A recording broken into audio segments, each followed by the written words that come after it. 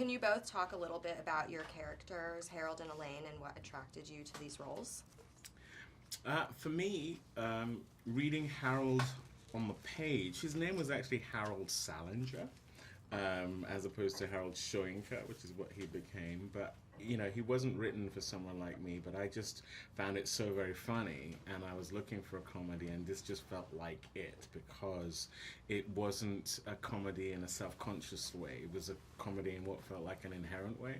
And then when I sat down with Nash, that was it for me. I just felt his vision of what this could be is the kind of film I want to be a part of. So the combination of the script and then meeting Nash, initially anyway, was the draw. Nash and I became friends maybe 15 years ago. I saw his short Spider, and I was just absolutely blown away by the 10 minutes of footage that I saw. And I weirdly just called him up and I said, I'd love to meet you. And he really wasn't sure what he was going to do next or anything like that. And I said, we should really try and find something. And this was 15 years ago. So it took us a good amount of time to find a project that we both responded to. And I think it says a lot about this material. It was very unique. And I think both of us really responded to that. And I was just really eager to make something with him because I do think he's just such a unique voice in our industry right now. And I think that's what we're always searching for in a director, somebody that kind of like brings something new to the table. Yeah. David, this film is vastly different from the titles you have worked on in the past. What was it like for you to try your hand at a lighter fare?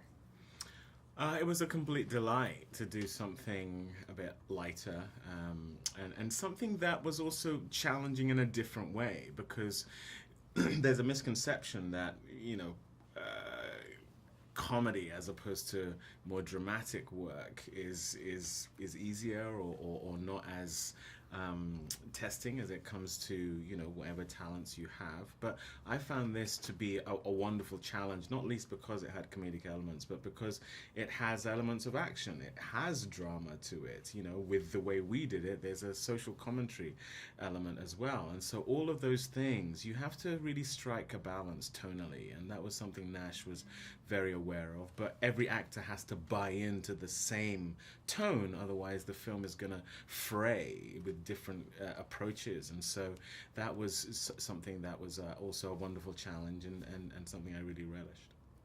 And what obstacles does Harold face, and how does he overcome them?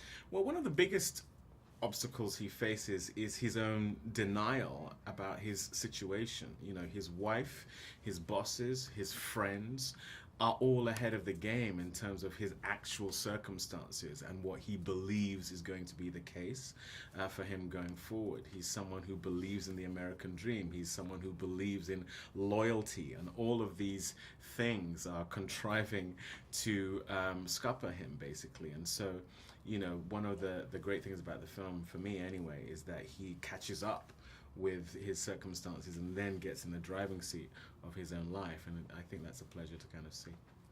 Charlize, what was it like acting and producing a comedy, and how does this differ from your past roles?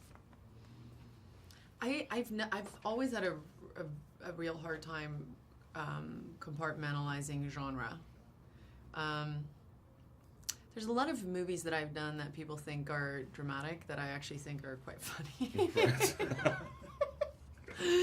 So I don't know. I mean, I feel like the movies I like to, the movies that I respond to as a moviegoer, are the ones that kind of cross that boundary. Like, they cross over. You don't know whether they're comedies or dramas. They're just good stories. And so I really, as a producer and as an actor, I just kind of deal with it that way. I look at it as, I guess, just build a character based on truth, and whatever those circumstances are, that's where, within the action of that you find the comedy. And so, you know, as a producer, you definitely say things like, "Is that funny?"